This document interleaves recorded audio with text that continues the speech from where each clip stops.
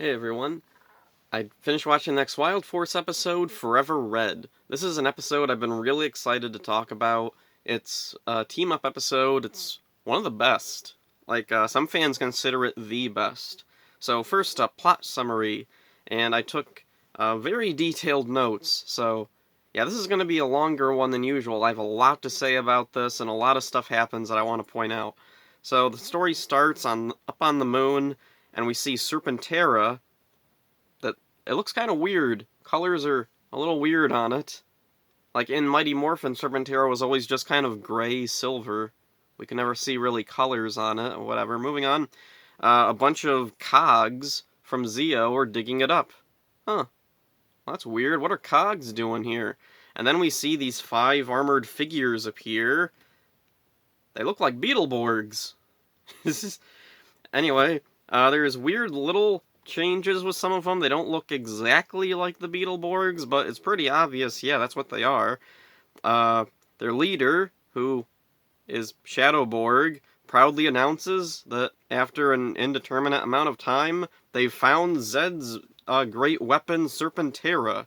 He was a fool to leave this behind. And then up on a cliffside, we see somebody watching through futuristic binoculars, which, interestingly, there's a bunch of, nonsense alien language, and then down the corner, there is, some English or something.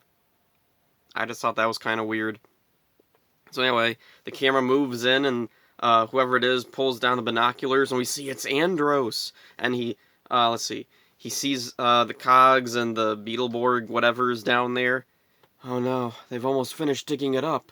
Then he turns to leave, and then he knocks some rocks down. That alerts the Beetleborg dudes, and then they jump on horseback and try to chase him. Why are there horses on the moon? That always confused me. When I was a kid, that didn't really confuse me as much as why are the Beetleborgs bad guys now? What? What's going on? I mean, Shadowborg, yeah, he's a bad guy, but why is Roland there? What's going on? Whatever.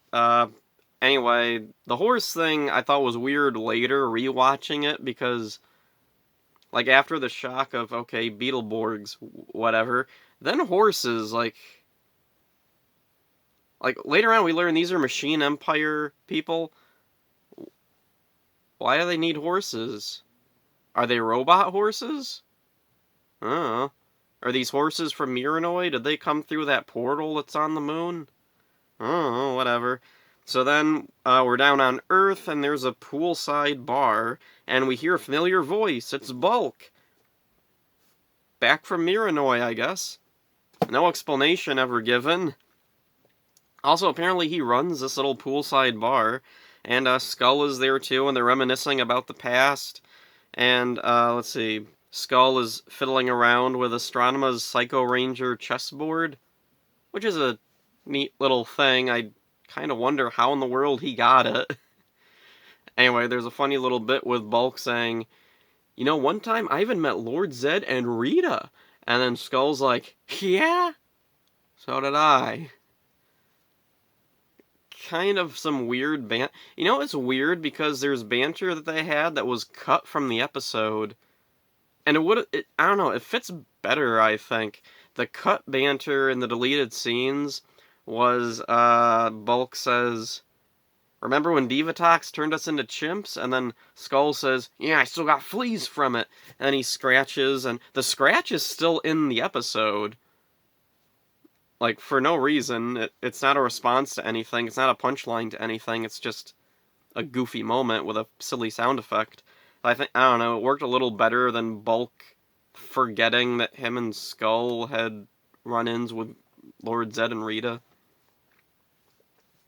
Actually, it would have been nice to hear Bulk say something about Miranoi and, I don't know, encountering Trakina or something.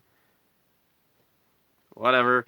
So then, anyway, a phone rings, and then, after answering, they become really jittery, and they're nervous to disturb the person the call is for. Do you think we should bug him? It sounds important. And so then, they go over, you have a phone call, and then whoever it is puts his hand back, takes the phone, and The face is obscured, but it's pretty obvious who it is. So then... Oh, and for some reason, autocorrect keeps changing the word face to fave. What? That doesn't make any sense. Face is a real word. Fave is slang. Autocorrect, you freaking idiot. Anyway, at a park somewhere, the Wild Force Rangers have just finished training or something, and this guy walks up, and it's Carter from Lightspeed Rescue. He recruits Cole for a special mission, and he drives Cole to Nasada, and there's a lot of cool things here. We get to see the actual, car from Lightspeed Rescue. We get to see, the actual Nasada, location. I'm assuming it's the same location. Anyway, it's pretty cool. Anyway, he drives in this big garage thing, and Cole meets up with Eric and Wes again. And that's cool, and I like that he remembers who they are, but Carter still introduces them. Okay. Seems like that probably could have been cut, and they could have kept something else in here. Whatever. Let's see, also there is TJ from Turbo and In Space. And we also get to hear his full name, and I'm trying to remember, do we actually hear his full name in Turbo or In Space? Theodore J. Jarvis Johnson. Huh. Okay. Oh, and also, when TJ introduces himself, he steps out of this red car. Is that supposed to be, Lightning Cruiser? Was that the car's name, Lightning Cruiser? I think it was. Let's see. And then TJ introduces the others to Andros. And then Andros tells them, we were assembled by a veteran ranger to go on a special mission. And then Tommy comes in, and he has this big dramatic entrance. And I remember as a kid being kind of shocked at how different he looked. Like, his face is still the same, but his hair is completely different. All through Mighty Morphin, all the way up through Turbo, he always had really long hair. Here, it's really short and spiked up. Also, his clothes are kind of weird. Let's see. They don't really look like the type of clothes that a martial artist or a race car driver would wear. They look more like something a teacher would wear. Huh. So then, he's telling the others about the mission. Remnants of the Machine Empire are trying to reactivate Serpentera up on the moon. Then Andros reveals their new spaceship, the Astro Megaship Mark II. And then, before they leave, let's see, one of them says, hey, wait, wasn't there one more Ranger on Earth? And then Tommy's all like, oh, what was it? I can't remember now what his line was. Oh, anyway, I thought he would make it, but I guess we'll have to go without him. But then Cole hears something, they all run outside, we see a motorcycle drive up, someone gets off, and then dramatic removing the helmet. It's Jason, the original Red Ranger. And it's a cool moment.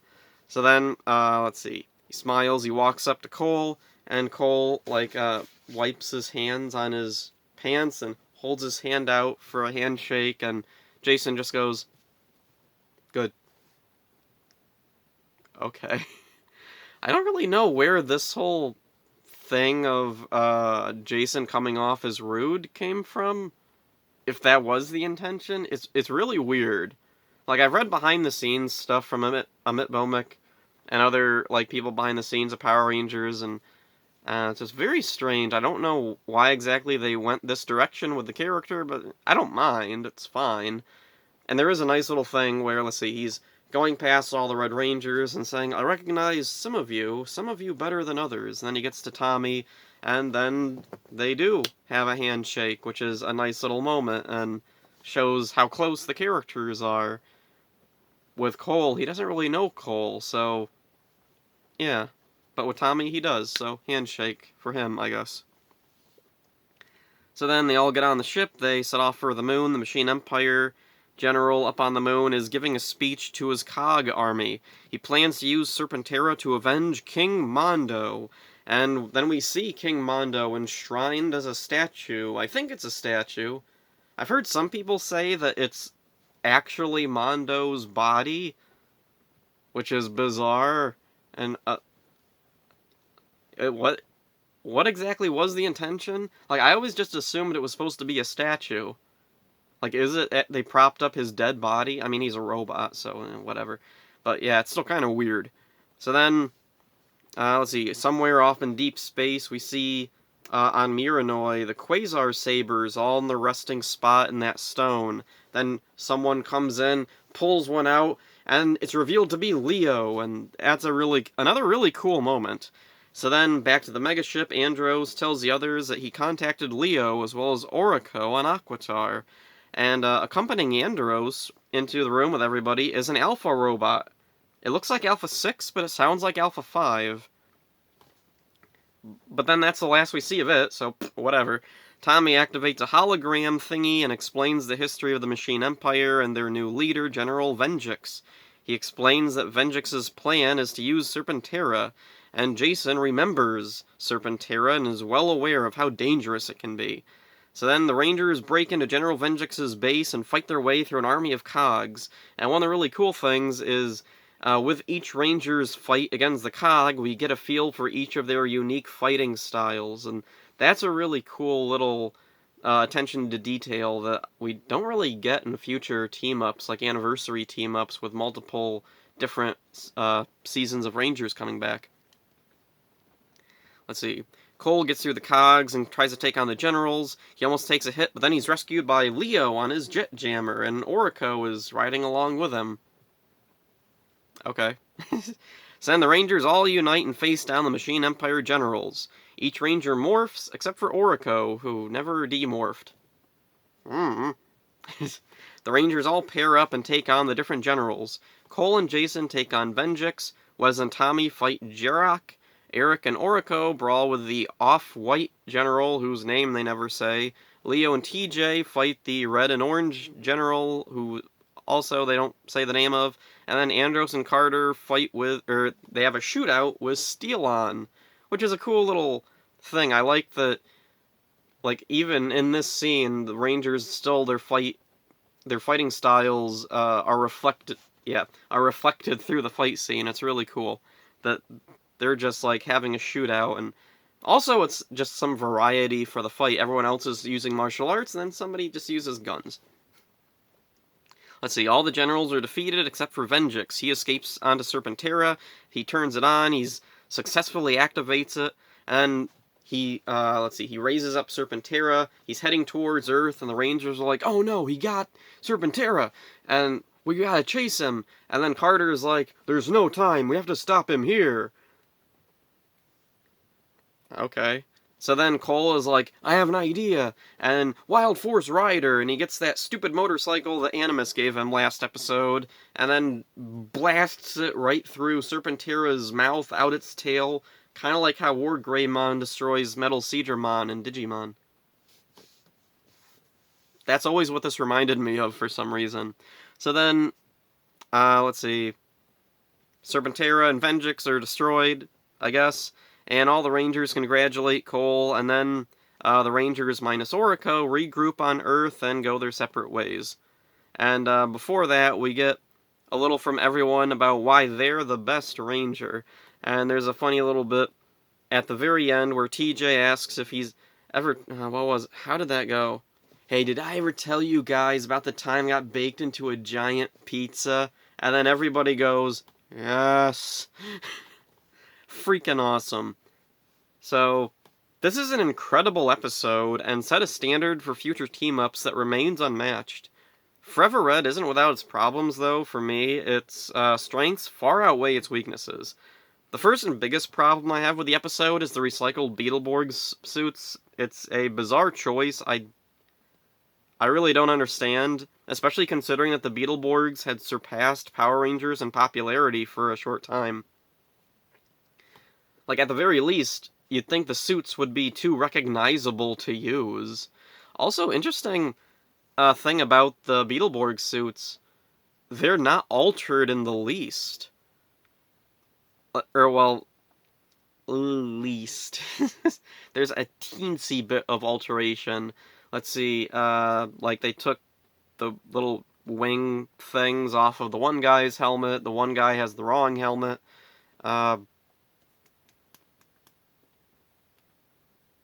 I can't think of too much else that they altered with the suits. The weird thing is, in Beetleborgs, by the end of the series, some of these suits were getting pretty beat up and worn out looking. But here, they look fine. they look totally, like, restored and in perfect shape, and I'm wondering, like, why were they so made up to look so good here and not, like, in actual Beetleborgs? I don't know. And one of the things I wondered about was if this was a situation like the Mudorgs and Reinforcements from the Future, where they were supposed to be shipping over monster suits from Japan, but they got, like, damaged in a fire or something. So I'm wondering, were they supposed to have new suits for these guys, but then they just couldn't get them together and they were scrambling and they're like, oh, hey, what about these Beetleborg suits? Okay, sure. It's not the worst choice since the Beetleborgs are robotic in design. It fits the Machine Empire theme. It's just very bizarre.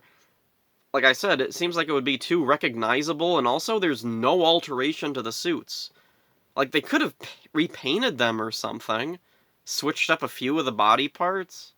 Also, one of the things I wondered about, what about VR Troopers? They had, like, robotic designs. Why didn't they mix in some VR Troopers stuff? It seems like those would be less recognizable.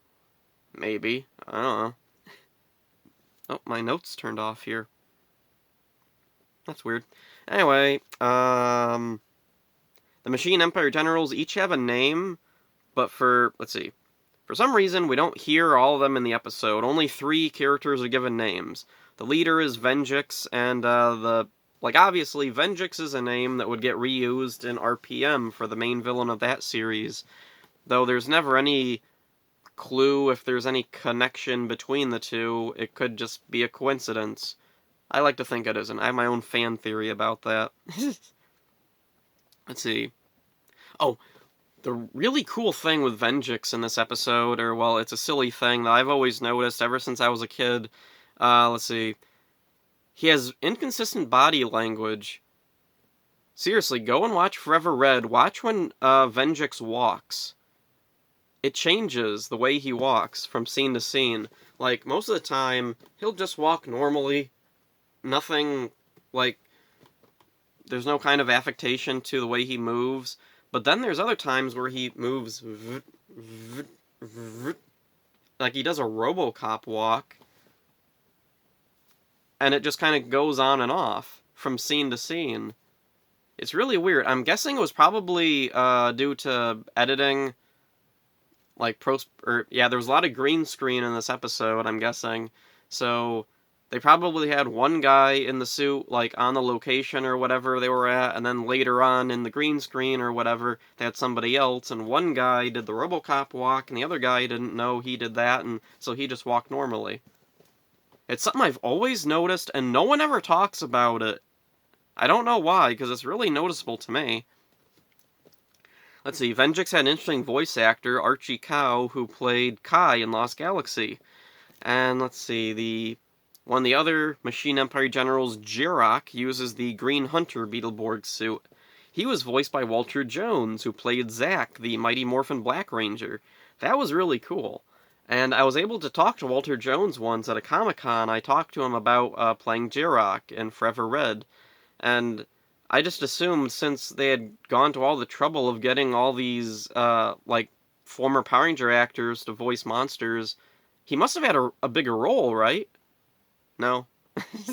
Walter Jones was saying that they called him up and said, hey, do you want to voice a monster in the new season? He's like, sure. So that's it. Not too much of a story, I guess. Let's see. Then there's Steelon. He uses the Dragonborg suit.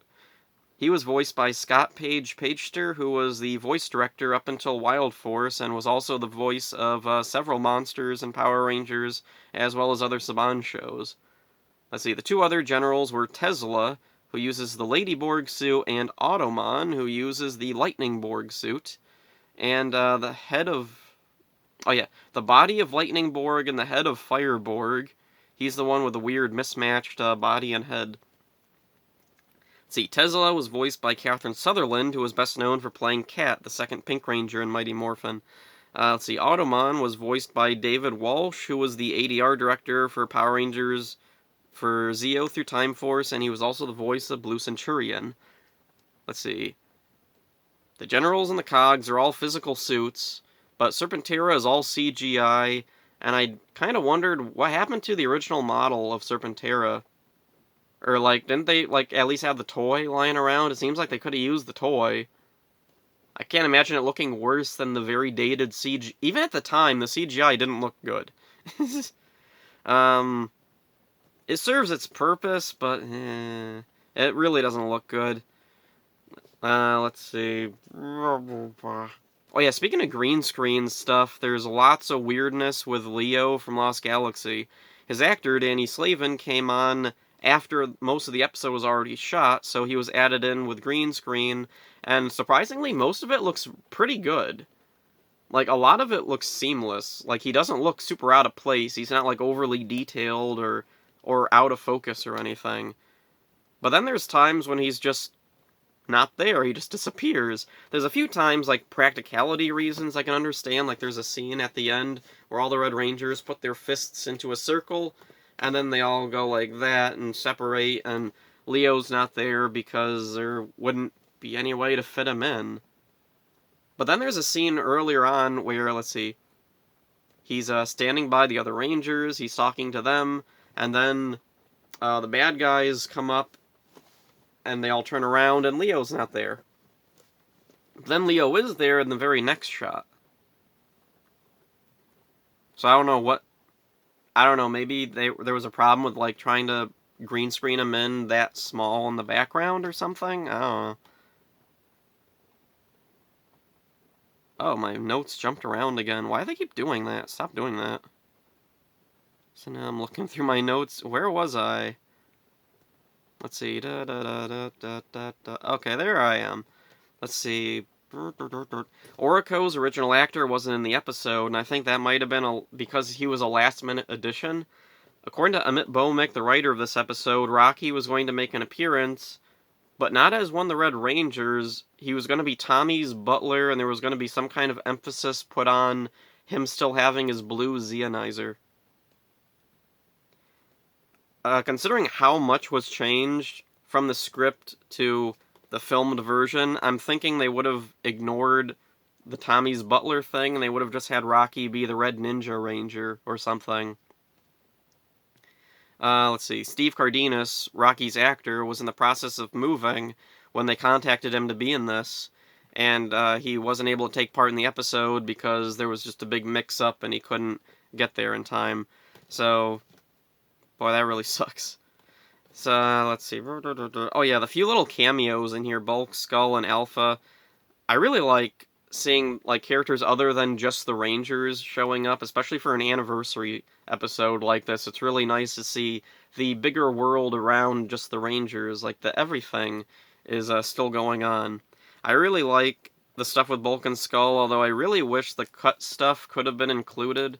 I don't know why the cut stuff wasn't included on, like, the Shout Factory DVDs. You can find all the deleted scenes, like, just on YouTube for free. They couldn't have just ripped that? I don't know, there's a lot of weirdness with, like, the bonus features on the Shout Factory DVDs, whatever, moving on. Let's see. Oh yeah, there's an implication that Bulk and Skull know something about Tommy, but it's never revealed what. Like, I don't know why they act all jittery around Tommy, I don't know why they're all nervous. I know there's, like, the theory that, what was it, Linkara threw out, where he showed, what was it, way back when Tommy was, like, first introduced, Bulk and Skull are bullying him, he turns around and, like, zaps them with his eyes or something. But they never bring it up, like, ever, in all their interaction with Tommy all the way up until Turbo. So it seems weird that it would suddenly come back now, of all times. Whatever, moving on.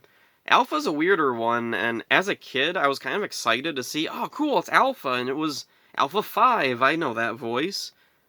And then when I was older watching, I was like, oh, it's Alpha 6's body, so... And then I saw the credits, Alpha 7. Okay, it's Alpha 7. Let's see, apparently Amit Bhowmik had, like, a plan to explain Alpha 7 at some point.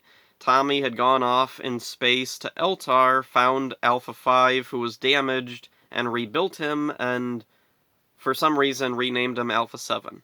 Okay. Cool, I guess. Let's see. The resolution of the episode is really weak, unfortunately. Like, this is a really good episode. It's a really popular episode, but it has a really stupid ending. Cole alone uses the Wild Force Rider, that stupid motorcycle Animus gave him, to destroy Serpentera.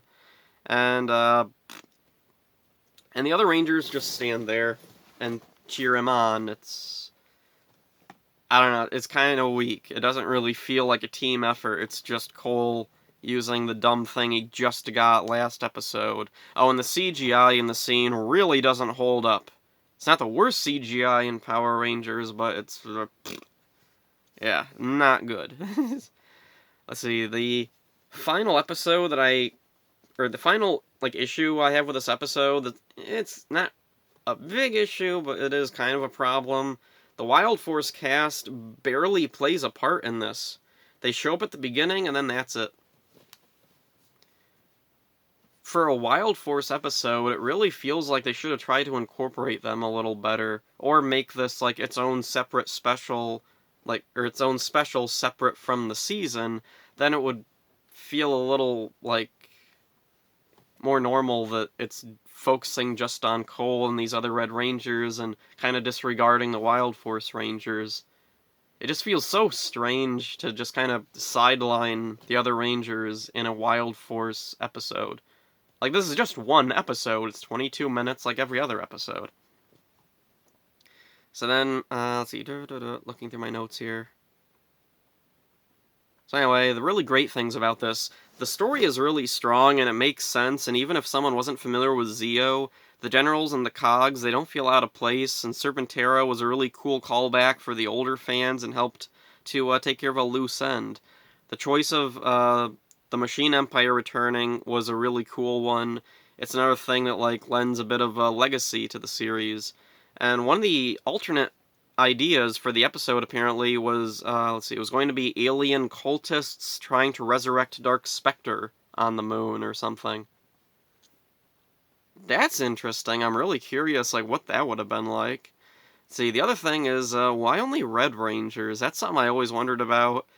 The simple answer is, well, Sentai did something similar, and I guess they thought that would be cool over here. It's also because Red is a constant. Every season has a Red Ranger. Not every season has every other color. Story-wise, I just assumed it was coincidence, abilities, and qualifications and availability. Not all Red Rangers were leaders. Orica was probably available, and the other Alien Rangers may be dealing with something else. They could afford to send him away. And, let's see. Time Force is mostly in the future, except maybe Jen, I don't know. Wes and Eric are definitely there, so they're the ones who showed up. So that makes sense. Let's see, The way each Ranger is introduced is really cool. Andros in his robe, just like the beginning of In Space, that's really cool. Carter shows up to recruit Cole, which is really cool, and also a bit of a callback to Lightspeed Rescue, where at the beginning we see people going around recruiting each of the Rangers who would become Lightspeed Rescue. Let's see. Oh yeah, Cole reunites with Wes and Eric. He already knows them, so that's a cool little nod to continuity. TJ gets out of his red car, which might be Lightning Cruiser, which is fitting for he has his turbo powers in this episode. Tommy dramatically stepping into focus from sunlight is really cool because at the time he was a super popular Ranger that nobody had anything bad to say about. And then Jason driving in at the last minute was a really cool scene. Leo's introduction on Miranoi was really cool. And it's really nice that they showed the Quasar Sabers in the stone. I love that. Orko's introduction is really weak. He's mentioned by Andros, then he shows up just riding along with Leo. It still works, it's just, yeah. You can tell that he was just kind of there. Let's see. All the Rangers have very true to character portrayals. The only odd one is Jason, like I mentioned earlier. He comes off as really distant and not really polite. But it's been so long since he last made an appearance, it's not too far out that he could have changed a bit. Let's see. The reason for his personality change was apparently going to be expanded on in the season following this, but then when Disney took over, any plans the current writers had fell through, and they were never explored, and he comes back in Beast Morphers, and he's just totally bland and Let's see, there's a lot of really natural feeling character interactions. Nothing the characters say feels forced, the exposition is kept to a minimum, due partially to this being a single episode, but even if it was a two-parter or something, I can't imagine it being extended all that much. The fight scenes are extremely well done, and one of the things I really like about that is each character's fighting style being reflected through their fight, and that's a really cool thing. I really love that. The morphing sequence, where they all morph in sequence, that was really cool, especially at the time, because we'd never seen something like that in Power Rangers before. Now, I don't really know if that would work anymore, but at the time it was really cool. Let's see, the very final scene is one of my favorites, where it's just the Rangers bantering with each other about who's the best, and it's really clear that the writer knew and loved the characters. The only line that comes in a little awkward is Leo's, but that's because he was squeezed in after it was shot. It still works, just a little off. Let's see. TJ ending everything with a reference to, what was the name of that? Trouble by the Slice. That was perfect, and I can't think of a better way it could have ended. Let's see. So, Forever Red is a landmark anniversary episode, and unfortunately, future team-ups just cannot match the scale. Once a Ranger comes close, but that episode has its own share of problems. One of the things that's really strange is this episode seems to lay out the perfect template for anniversary episodes, but then later seasons just seem to totally ignore it. And the legacy of Forever Red is bizarrely minimal, considering how popular it is. The most blatant callback to Forever Red is definitely Venjix being the name of the main villain from RPM. And then also there was a story in the Boom Studios Power Rangers Annual that united a whole bunch of Black Rangers, but they were all just variations on Adam or Zach, and some guy with a beard. So yeah, that's about it. It's kind of disappointing in a way that Forever Red seems to be where the series peaked. It didn't really... Like, when it comes to team-ups, at least, team-ups just never really got better. Like, there's good team-ups after this. There's ones that are really good, but they never have, like, the level of care that went into this one, I don't think, or the level of... just the amount of love that went into this one. Like, when you watch this, you can tell these people clearly had a love for Power Rangers and wanted to make a really fun episode, and something that really respected the legacy of it. When you compare this to Once a Ranger, which I will be doing once I get to Once a Ranger in my rewatch, there's a lot of missteps that Once a Ranger takes that Forever Red avoided. There is one thing in Once a Ranger I like, and that's that they incorporated in the Operation Overdrive Rangers, but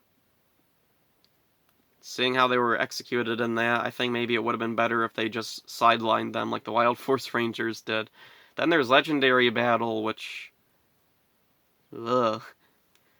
Pretty much the antithesis of Forever Red. And then there's Dimensions in Danger, which is trying really hard to be Forever Red, but like, Dimensions in Danger kind of reminds me of, like, one of those Disney remakes where they do it, like, scene for scene, word for word. They try to make the designs look the same, but there's just something missing from it. And that's kind of how, like, Forever Red compared to Dimensions in Danger feels. Like, Dimensions in Danger has some good merits, but overall it just feels like there's something that they didn't quite understand that they totally understood back when they were making Forever Red. And I don't really have all that much else to say, and I have a sore throat, so you know what, I'm going to end it here. Hope y'all enjoyed this. See ya.